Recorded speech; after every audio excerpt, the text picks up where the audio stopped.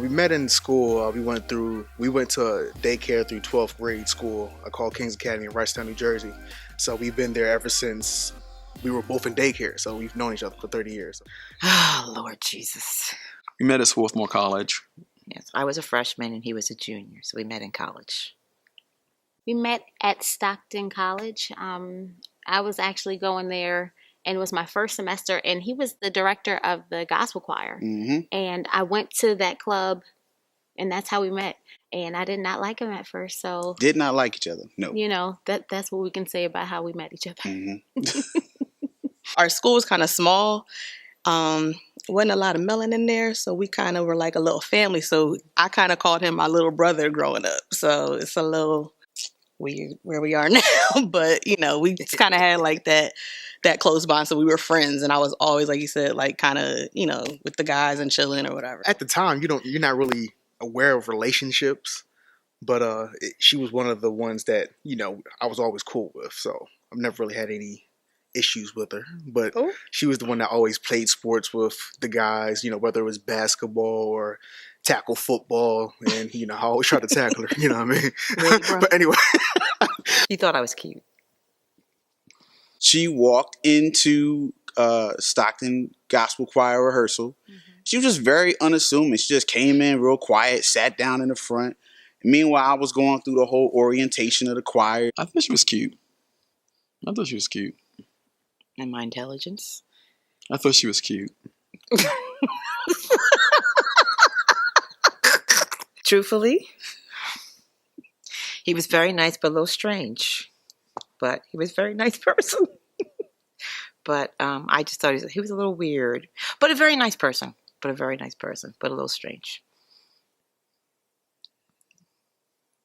It's the truth. She was always someone who, like, even when I was in my teens, that I said that I could see myself marrying her one day.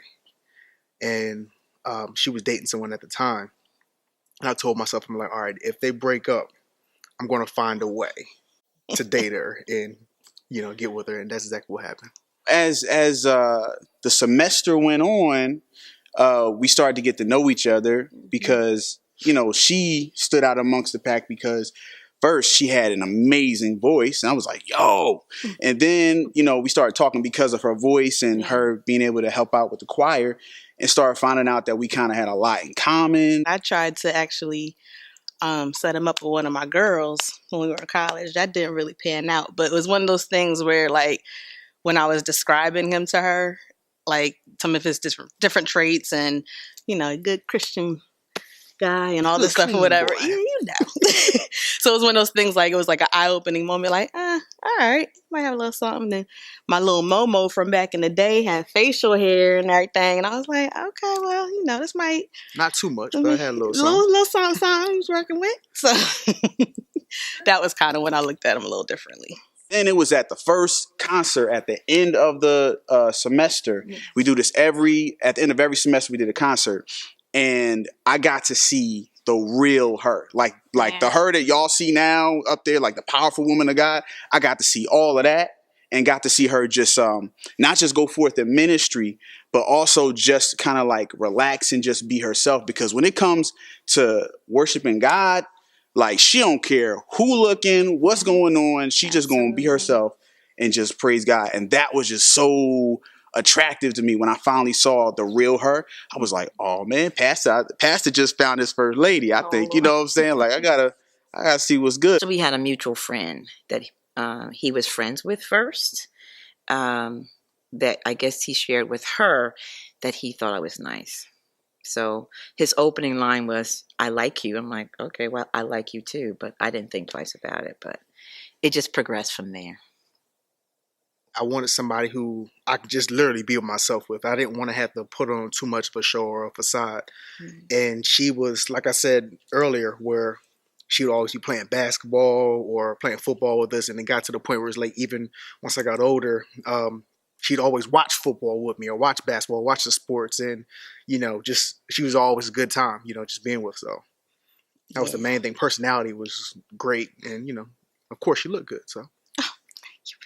Definitely a man of God. That was top priority. because there's so many people out there who don't make that their top priority. They just think, oh, I just want a churchgoer.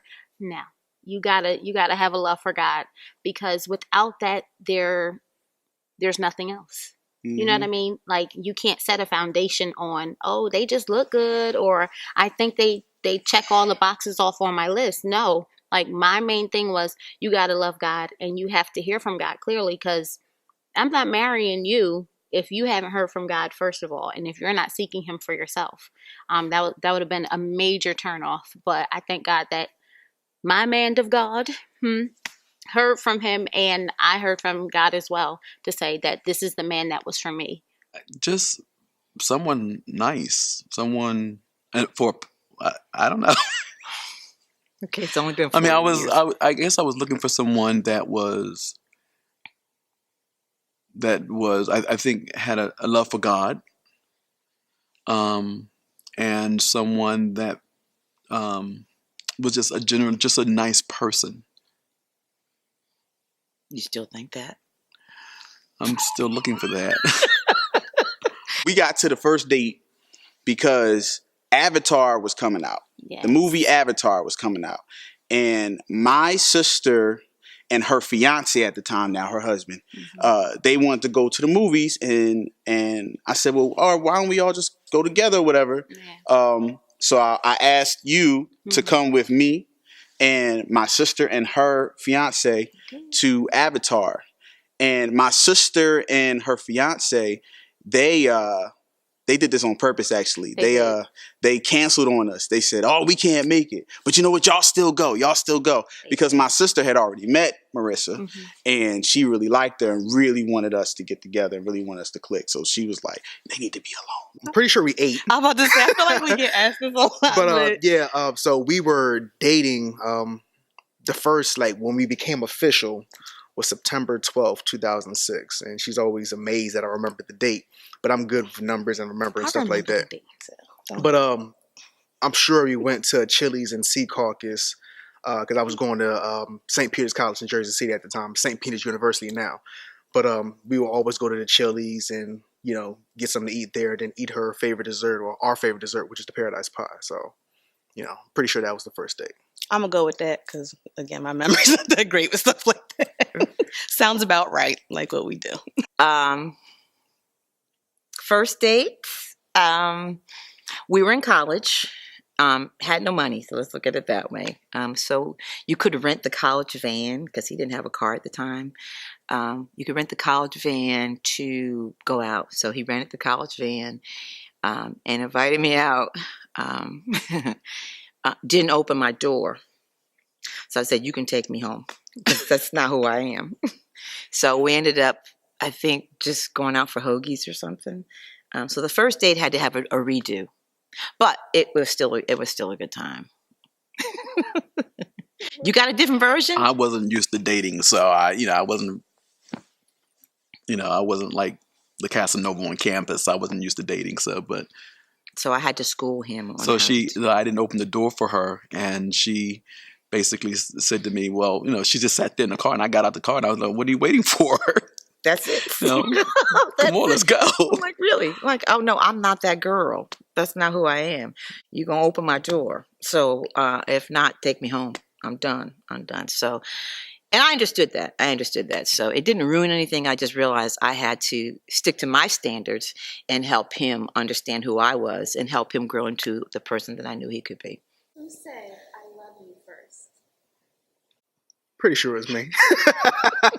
Pretty sure it's me. I probably mumbled it real quick just to see if she would respond back, but I'm pretty sure it was me. Because going back to, like, I always say she's a different type of cat. She's not she's not a typical woman, if that makes sense. And it's not being offensive to her, and she knows what I mean by it. But I always tease her and call her cold-blooded sometimes, because she's not necessarily the emotional type. But I'm pretty sure I'm the one that said I love you first. I mean, I still love you, though, just because I but you didn't say it. I gotta be cold-blooded. But you didn't say it. Whatever. She didn't disagree, though. Anyway.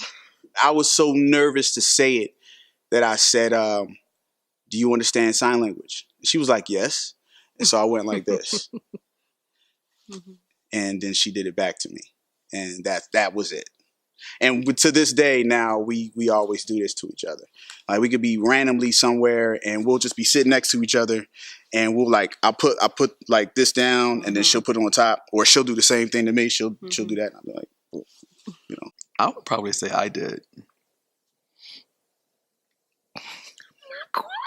I'm going to concede and say that might be true. Honestly, I don't remember. I think I did. Do you? That's probably really bad of me not to remember, but I guess it was you. I guess it was. I guess it was. I'll say it was him. I don't quite remember. We're talking 40 years ago. I think for me it was just. I think it's saying I love you is an act, not just words. So I think the acts were happening before the words actually happened. The words are just sort of the icing on the cake. Show me that you love me. Just don't tell me, show me. So I think in terms of showing, I think it was a mutual thing. So the words really didn't mean that much. It were the actions that made the difference. I remember when we were in college, you would do special things for me, like because I didn't have a whole lot of money in college, but she would buy jackets for me for the winter time, you know. So it was those kinds of things that made me feel very loved. Yeah. Plus, I was trying to change his style a little bit. Plus, she was trying to change my style a little bit. He was into the Marvin Gaye kind of thing. I'm like, I don't know if there was like just one moment where I kind of figured he was the one. I think because our relationship was so fluid and, you know, we had known each other for so long, I guess just over time, you know, just building on our friendship that we had, just started to feel more and more comfortable with him. I don't know. It might have been, you know, while we were in college, or shoot, even going back to the teens. I always said that, you know, if I had an opportunity to date her or whatever, I believed that she'd be the one that I'd marry. And I think that's just going back to the fact of just our compatibility. Like I knew that, you know, she was real cool. You know, obviously he's cute, like I said, but personality wise, you know, we really clicked. So I think that's really what it is for me. It's simple. I went to his church, visit his church while, you know, we were in school. Yeah. And I just so happened to be sitting behind his mother at the church. And she really didn't know who I was at that time. And I heard like clearly a voice saying, "That's your husband." And I'm like, what? I had my eyes closed and everything. I tell you, no lie. I opened my eyes and Stephen is literally sitting behind me. And I have no idea how he got behind me because it was after church. And at that time, I still didn't have any idea who she was. I just sat down. Yeah, absolutely. So he just sat down. But it was kind of like scary for me because I'm like, what in the world is going on right now? Like, okay, I've never heard that clearly from God for him to say to me, "This is your husband," before. But when I heard that, I was like, okay. And then immediately I went into prayer about, okay, God, this is you. This is your voice. Then I need to continue to listen to that voice and make sure that it's you for real and not just my own feelings or emotions. When did you know that he was the one? Yesterday. What time is it? Give me a minute. Actually, probably. I won't say early in the relationship, but it took time because I think we both were trying to get our careers together and things like that. I think I realized when I was in school and he wanted me to do well. Like he was really saying, "No, I'll help you through school and I'll help you type your papers." And back then we didn't have computers. Oh my gosh, we had typewriters with whiteout and you had to backspace and do all that. And he would stay up and help me type papers and make sure I got them in on time and help me do, even though his work was done, you know. Didn't help that I was partying the night before, but he would stay and help me do so I realized at that point, he wanted me to do well. And when someone wants you to do well outside of themselves, to me, that feels like love. That feels like love. Oh, I said it. I love you. At Swarthmore, we had an annual event where students would get together at the dining hall and they would do talent shows and things with talent. They would display their talent during the breakfast or what have you. And I decided that I was going to perform this year, and not perform, but I was going to sing this year. So I sang. What was the song I sang? The closer I get to The closer I get to you. Yeah. And when I sang it, after I sang it, I dedicated it. Well, before I sang it, I dedicated it to Andrea. So I kind of let everybody know at that point that this was my girl. Oh, put it down. Yes. We always have something that we're giggling about. But speaking of portfolio, one of her first portfolio moments was we were getting ready for something. And we were ironing. But she needed me to iron something for her or whatever. Or she needed the iron warmed up. And she was like, yeah, you need to iron my clothes, whatever, put it on regular. I'm like, well, what in the world does regular mean? You know, it's like, so there's no regular setting on the iron. So it's like, what's regular? So, that's just a little funny moment for us. But we're always clowning. So, I think that's one of the things that kind of keeps us going strong, in our relationship is that we always joke about whatever it is. He makes me laugh, but he's not trying to be funny. It's just who he is. He'll do something that makes me laugh. Like I was our first major argument, because when we first got married and started living together. I remember we were on Broad Street in Philadelphia. You remember this? You don't remember this, do you? Mm-mm. Okay. He got mad at me because I used the same color wash towel set that and he couldn't tell the difference. So we're driving down Broad Street, and he storms out the car. So it's stuff like that makes me laugh. So he was infuriated, but I was hysterically laughing. I think one of my funniest experiences was the time you got mad at the person at the 7-Eleven store. Okay, bring it down. The person threw Slurpee all over her. That made you laugh? I almost got arrested. And when the police came, the police asked him who was causing all the commotion. I said, that lady right over there. So he turned me in. Thanks for the support. Really? And that made you laugh. Okay. When I think back, your wife almost getting arrested made you laugh. Thanks. So I have to answer how he proposed to me. Okay, so I am at graduation.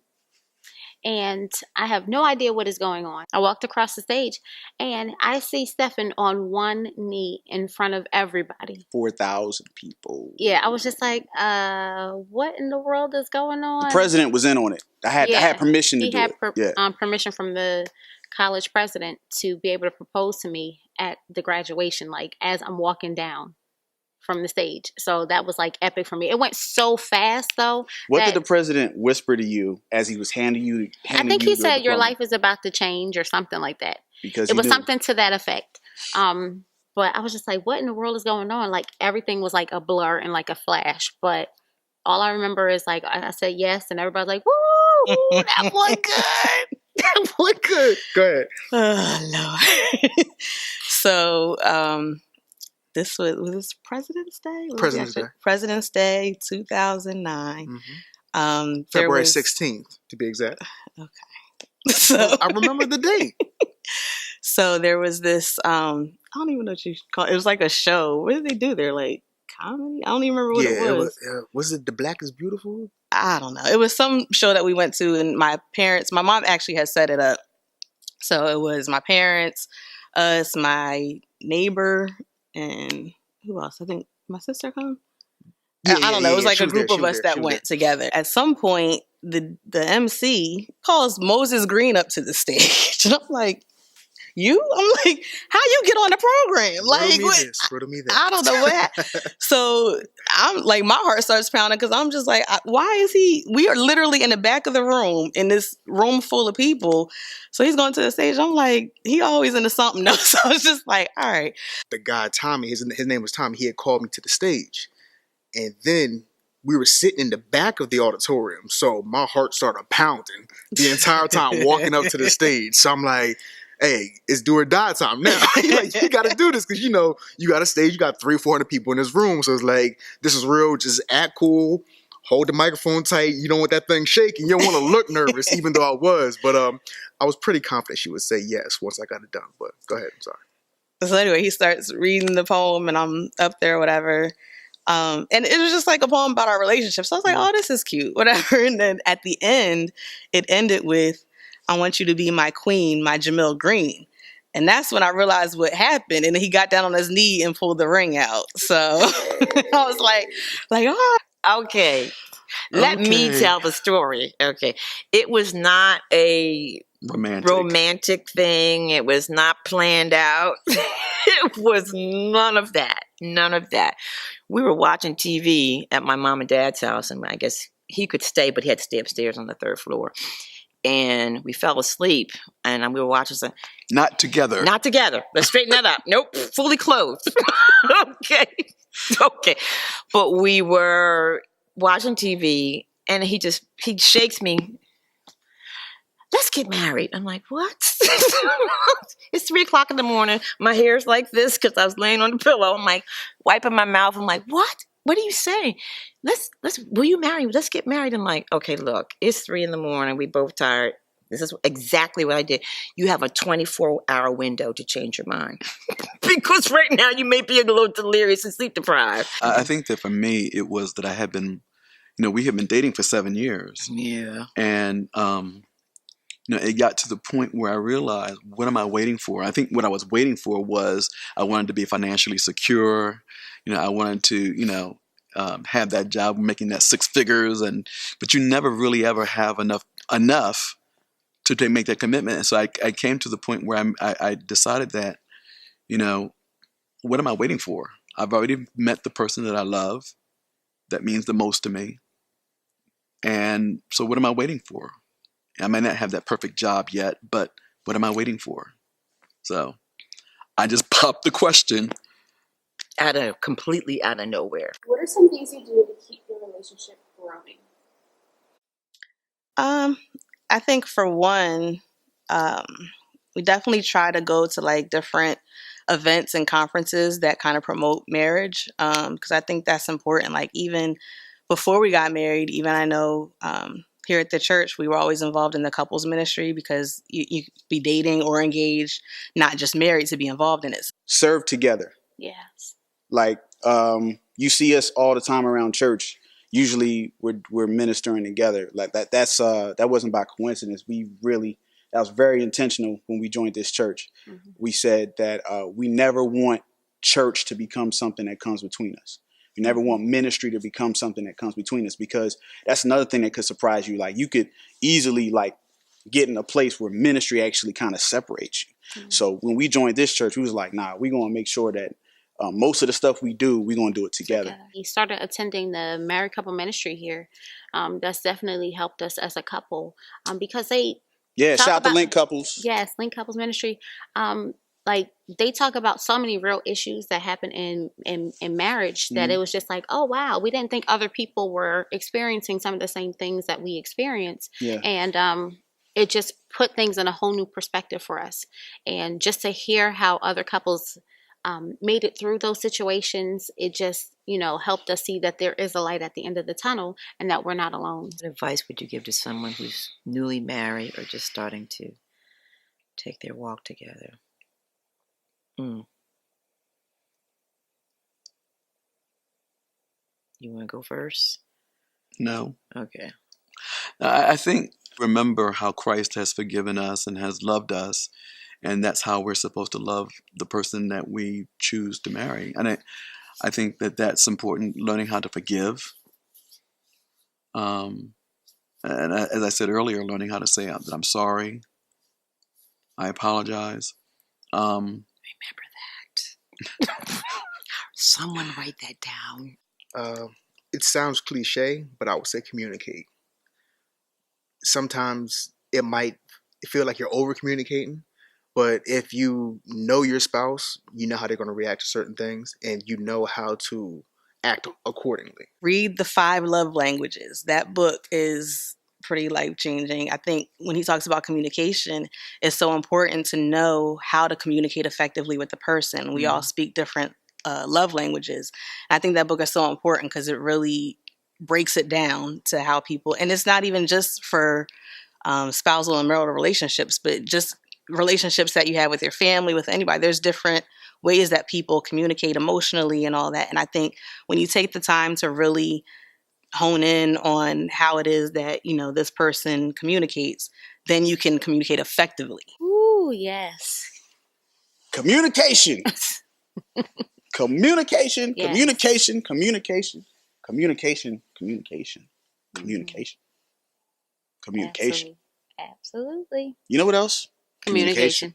Mm-hmm. I I was about to say God. Of your God first. God. Yes. That goes without saying. But, we here. We yes, react. You know what I mean? Yeah. But communication. But God, for sure.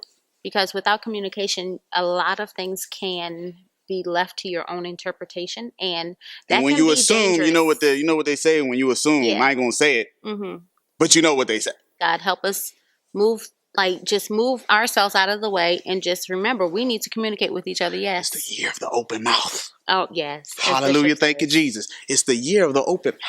Shabbat. It's the year of the open mouth. Open your mouth. So dramatic. Open your mouth. None of us is perfect. None of us is perfect. And we all come and walk through life with our own wounds, with our own camera lens, and how we've been shaped and developed and formed in our own experiences. And I always say, if you can ask one question of your partner, would this person intentionally harm you in any way? And the key word in that is intentional. And if you can answer no to that, you can probably work through anything. Because we all have stuff, and we make decisions and choices out of our own woundedness, and you can forgive that. That's where the forgiveness comes in. I can forgive you for hurting me because I know it's coming from a wounded place in you. Now we need to work on it, get some help, but I can forgive you because it's coming from your woundedness. So if I hurt you, it's not intentional. It's coming from my own wounds. And I think once people understand that about their partner or their husband or their wife, you can forgive a lot.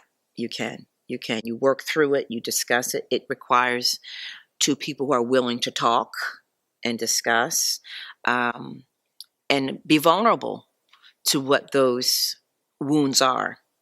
And you have to be a safe place for the person to talk about those wounds if we're going to move past this.